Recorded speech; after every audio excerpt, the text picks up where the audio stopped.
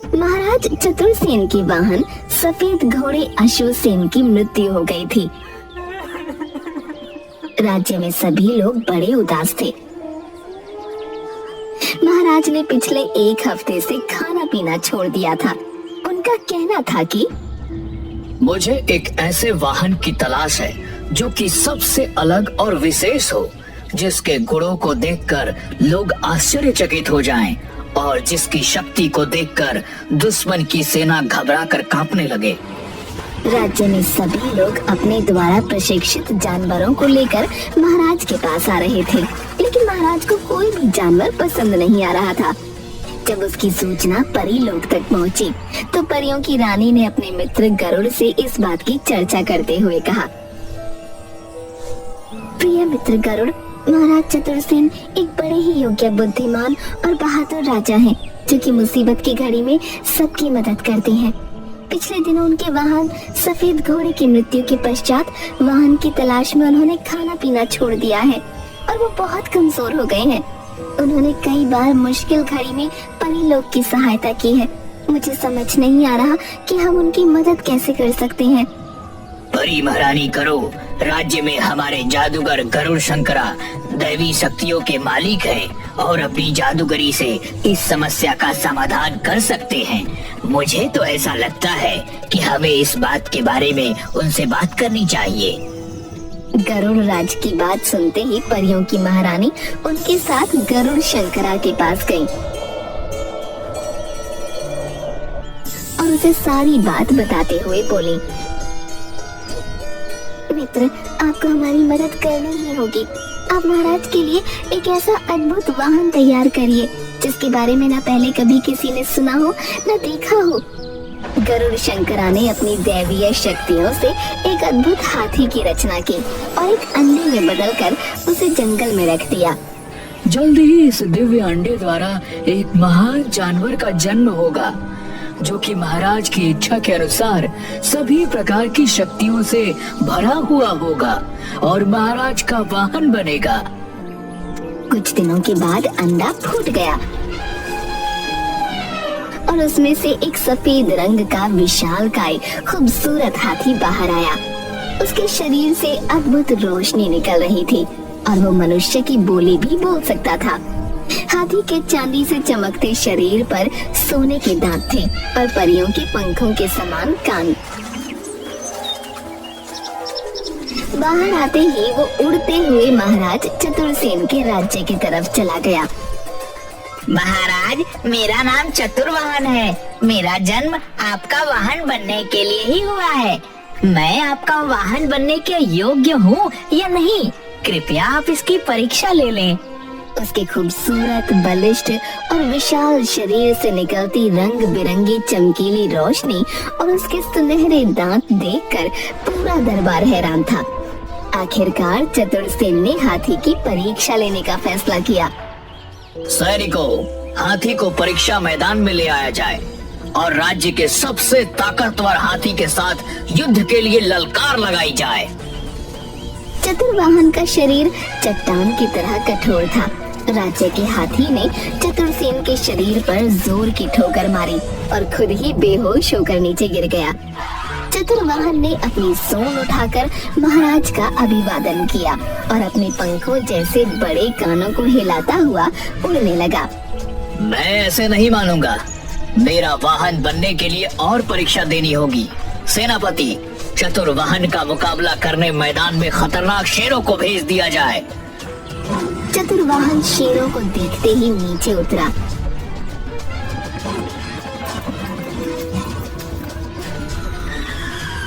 और उसने जादुई शक्तियों से अपनी सूंड को लंबा कर लिया। उसने क्रोध से सूंड को हिलाया तो पूरी सूंड कांटों से भर गई। उसने अपनी खतरनाक सूंड में लपेटकर अपने नुकीले दांतों से दोनों शेरों को एक क्षण में ही मार दिया। चारों तरफ उसकी जय जयकार होने लगी।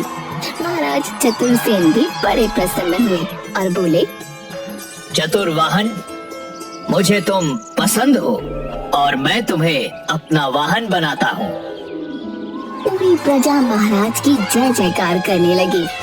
अब महाराज चतुरसेन बड़े ही प्रसन्न रहते थे।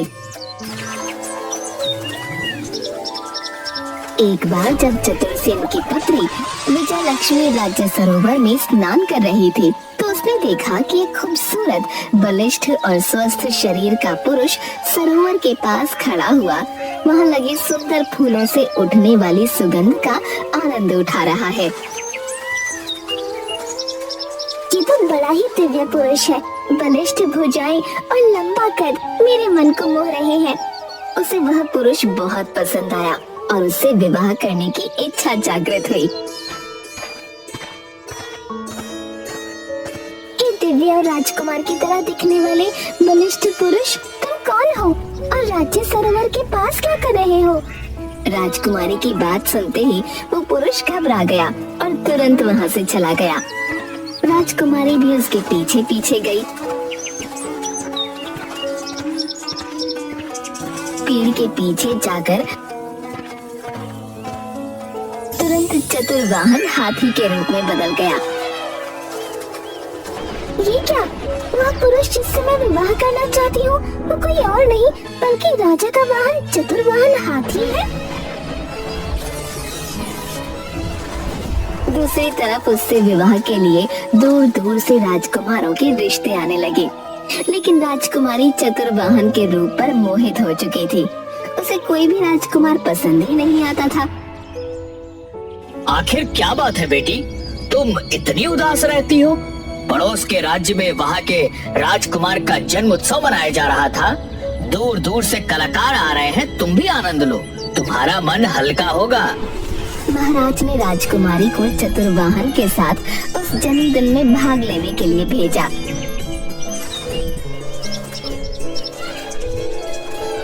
कुछ दूर जाने के बाद जब वो राज्य से बाहर आ गए तो राजकुमारी ने चतुर्वाहन को रुकने के लिए कहा।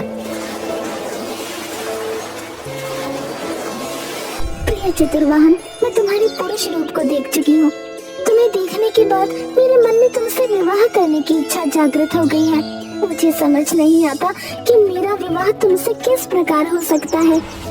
राजकुमारी, आपको यह इच्छा छोड़ देनी चाहिए। मैं महाराज का वाहन हूँ, ऐसा होना नामुमकिन है। राजकुमारी, मैं एक स्वर्ग लोक का यक्ष हूँ, लेकिन देवलोक की कन्या के ऊपर बुरी निगाह डालने के कारण मुझे अपना यह जन्म महाराज के वाहन के रूप में बिताने के लिए गरुड़ राज्य के जादूगर द्वारा चुना गया है।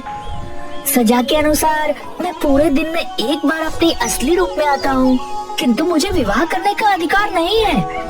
ऐसा न कहो प्रियवन, मैं आजीवन कुमारी रहने का व्रत ले लूंगी। इसी बीच दुश्मन राज्य के सैनिकों ने हाथी के साथ राजकुमारी को अकेला पाकर उसका अपहरण करने के लिए हमला बोल दिया। चतुर्वाहन ने अपनी बहादुरी से दुश्मन सेना के सभी सैनिकों को मार दिया और अपने पंखों को हिलाता हुआ राजकुमारी को लेकर उड़ता हुआ वहां से चला गया। चतुर्वाहन, तुम्हारी बहादुरी देखकर मैं प्रण करती हूँ कि अगर विवाह करूंगी तो चतुर्वाहन से ही करूंगी। वापस आते समय चतुर्वाहन एक बार फिर अपने असली रूप में आया। उसी समय राजकुमारी ने उसे मूर्ख बनाकर अपने साथ लाए गए मंगलसूत्र का धागा उसे अपने गले में बांधने को कहा। चतुर्वाहन, मेरी रक्षा करना तुम्हारा फर्ज है। ये रक्षा कवच है जो मेरे पिता ने मुझे दिया है, जिससे मैं गले में बांधना भूल गई थी। यदि तुम इसको मेरे गले में बांध दोगे तो मैं हमेशा के लिए सुरक्षित हो जाऊंगी। चतुर्वाहन ने ऐसा ही किया। ऐसा करते ही जादूगर चतुर्वाहन के सामने प्रकट हो गया और बोला, चतुर्वाहन, तुमने श्राप होने के बावजूद भी राजकुमारी से विवाह करने की गलती करी है। अब तुम्हें इस रूप में अपना संपूर्ण जीवन काटना होगा। तुम्हारा राजकुमारी से मिलन कभी नहीं हो पाएगा। आप ऐसा मत करिए। चतुर्वाहन को मुझे पति के रूप में वर्ण करने दीजिए। इसके बदले में आप जो चाहेंगे मैं वो करूंगी।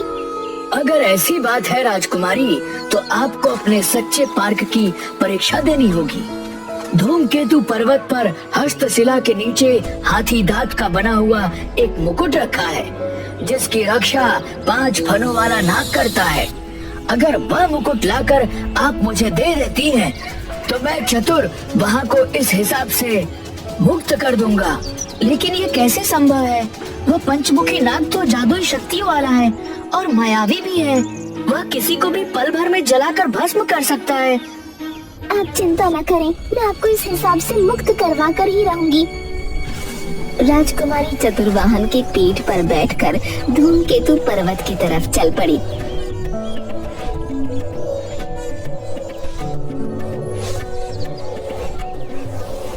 राजकुमारी, हम पर्वत पर तो पहुंच चुके हैं। इसके आगे मैं नहीं जा सकता। आगे की यात्रा आपको अकेले ही तय करनी होगी। अभी भी वक्त है, आप अपने प्राणों को मुश्किल में डालने से बचा सकते हैं। चतुर्वाहन, तुम महाराज की सेवा में जाओ, मैं जल्द ही तुमसे मिलूंगी। राजकुमारी पर्वत पर अपनी चढ़ाई शुरू करती है। उसके पैरों में पत्थर और कांटे लगने के कारण खून निकलने लगता है कि तभी वहाँ एक बूढ़ी औरत आती है। तुम कौन हो? किसी राजकुमारी की तरह दिखाई पड़ती हो। क्या तुम्हें पता नहीं कि पर्वत बड़ा ही खतरनाक है? हर कदम पर खतरा है। लेकिन आप कौन हैं और इस खतरनाक पर्वत पर क्या कर रही हैं? तुम्हें क्या बताऊं राजकुमारी, मैं नीलम परी हूँ, लेकिन पंचमुखी नाग के मुंह से निकलने वाले विष के कारण इस रूप में आ गई हूँ। परीलोक में अब मुझे कोई नहीं पहचानता। मुझे अपना जीवन इस खतरनाक पर्वत पर ही गुजारना होगा, लेकिन तुम अपने जीवन को बचा सकती हो। आप परेशान न हो, आप मेरे साथ महल चलिए, वहाँ आपके खाने पीने की पूरी व्यवस्था की जाएगी। तुम सच में बहुत अच्छी हो। मैं पंचमुखी नाग के महल में दासी का काम करती हूँ। मुझे उसकी मृत्यु का राज पता है। उसे मारने में मैं तुम्हारी मदद कर सकती हूँ, लेकिन उसके लिए तुम्हें मुझसे वादा करना होगा। बताइए माँ, आप क्या चाहती हैं? मैं अपने पति को वापस उसके रूप में पाने के लिए सब कुछ करने को तैयार हूँ। राजकुमारी, अगर तुम नाग को मारना चाहती हो तो तुम्हें चतुर्वाहन की मनुष्य रूप में आने के बाद उसे मेरे हवाले करना होगा। मैं उनकी पत्नी हूँ। यदि उनका त्याग करने से उनका जीवन बढ़ सकता है तो मुझे ऐसा करने में कोई परेशानी नहीं है। आप मुझे पंचमुखी नाग की मृत्यु का रहस्य बताएं। मैं तुम्हें एक गुप्त रास्ता दिखाऊंगी। तुम सीधे सांपों के राजा के महल में पहुंच जाओगी। वो एक ऐसे पलंग पर सोता है जो पूरी तरह से घंटियों से बना है। उसी पलंग के ऊपर एक तलवार टंगी है। केवल उस तलवार से ही उस मायावी का खात्मा हो सकता है। और हाँ, जब उस पर वार हो उसके 5 फन खुले होने चाहिए। लेकिन मैं उस तलवार तक कैसे पहुंचूंगी? पलंग तो घंटियों से बना है। अगर मैंने उस पर पैर रखा तो नाग को पता चल जाएगा। वो दुष्ट जागने के बाद जब नहाने के लिए झील में जाएगा, तुम पलंग की घंटियों को रुई से भर देना। फिर पलंग पर चढ़कर वो तलवार निकाल लेना और छुप जाना। जब वो वापस सोए तो धीरे से उसकी पूंछ पर मार देना। वो तुरंत जग जाएगा और अपने सारे फन फैला लेगा। यही समय है। इससे पहले कि वो तुम्हें देखे तुम उसके सारे फनों को काट देना। राजकुमारी ने बुढ़िया की बात मानकर एक रुई की बोरी उठाई और बुढ़िया के बताए रास्ते पर चल दी।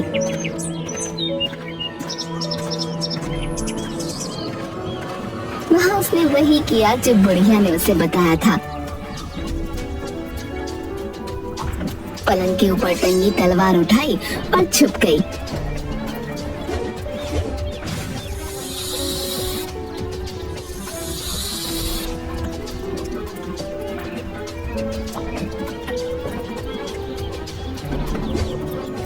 उसने सांप की पूंछ पर वार किया। फिर सांप के जागते ही एक ही झटके में उसके 5 सर काट दिए। सांप के मरते ही पहाड़ सांप की दहशत से मुक्त हो गया। अब मुझे बिना देर किए जादूगर को हठी दांत का मुकुट दे देना चाहिए। राजकुमारी जल्दी से जादूगर के पास पहुंची।